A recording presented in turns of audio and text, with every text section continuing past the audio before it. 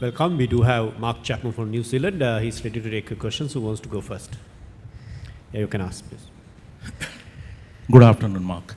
Mark, two things. One is that at this venue so far, the teams that have batted first enjoyed a bit of an advantage. Although yesterday, Zimbabwe chased down 180 against Sri Lanka.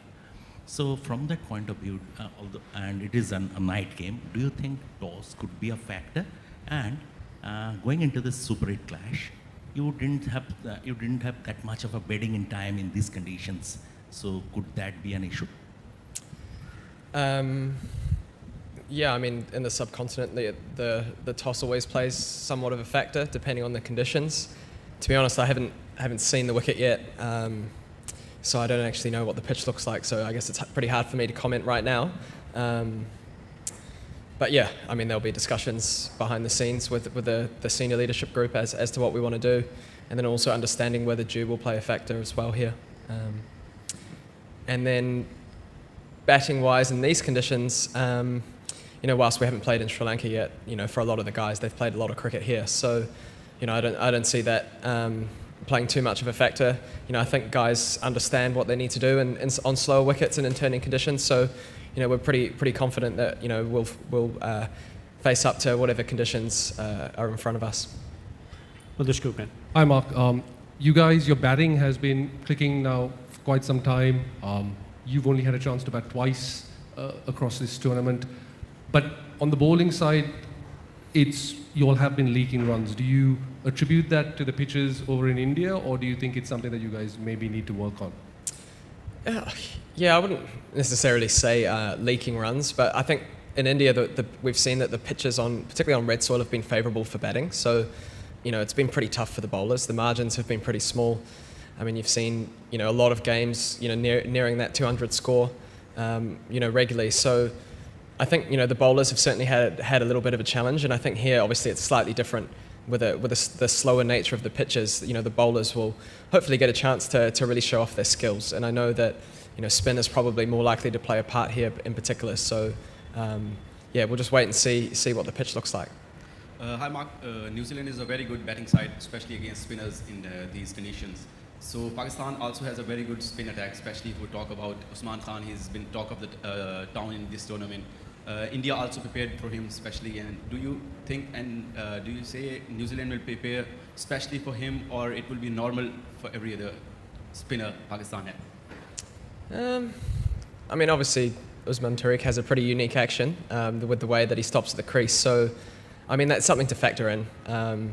But for us, as you've mentioned, Pakistan have a number of really good spinners in their side. So, each of them poses their own threat. So, Pakistan's one of the teams that we've played probably the most frequently over the last few years. So, we're well aware of what they're going to bring. So for us, it's just about making sure we're really clear in the way that we want to play as a team.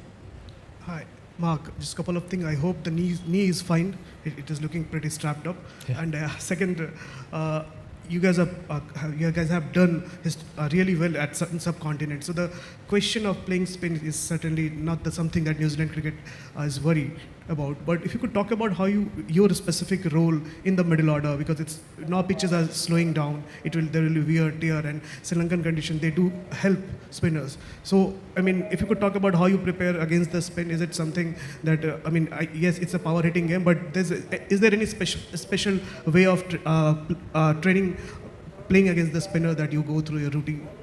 Yeah, I think here especially, given obviously the slower nature of the pitch along with the slightly bigger boundaries as well, you have to certainly change your game plan. I guess for me personally, batting in the middle, I could be in potentially in the power play or in with very few overs to go. So I guess, specifically against the spinners, it's probably looking at different options around like whether you employ a sweep shot more or a reverse sweep, whereas I guess in India where it doesn't spin as much, you can look to target the straight boundaries a little bit more. So yeah, I mean, each batter has their own method, but I guess for myself it's looking at different areas of the ground to hit, and obviously there's big pockets here too, so it's not all about sixes on this ground.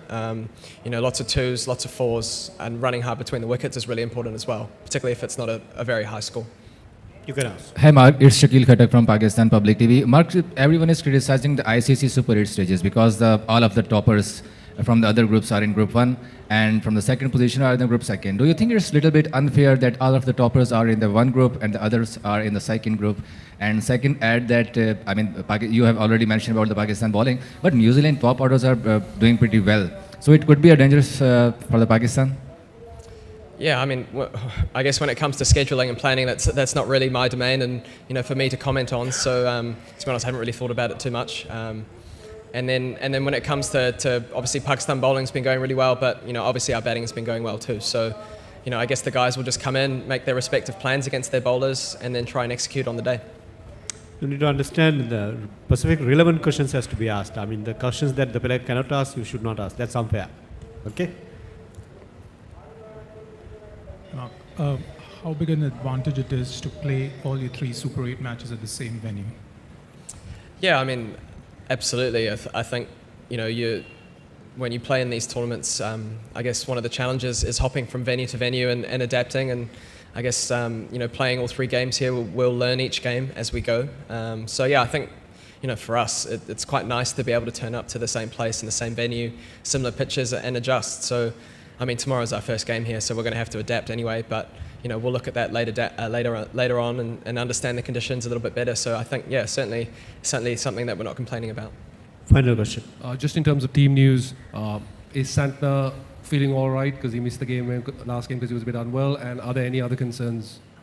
Yeah, Mitch Santner, he looks pretty sprightly, so I think he's pretty excited to get back on the park. Barring any last minute sickness, I think he'll be there. Obviously, Lockie has left us. I think he's currently on the way back. So I think he's landing potentially tonight. So we'll just see how he pulls up from the flight. So yeah, I can't confirm or say whether he'll be in the 11 or not. I'm not too sure, to be honest. Pakistani press conference will be at 8:30 in the night. Cool. Thanks, guys.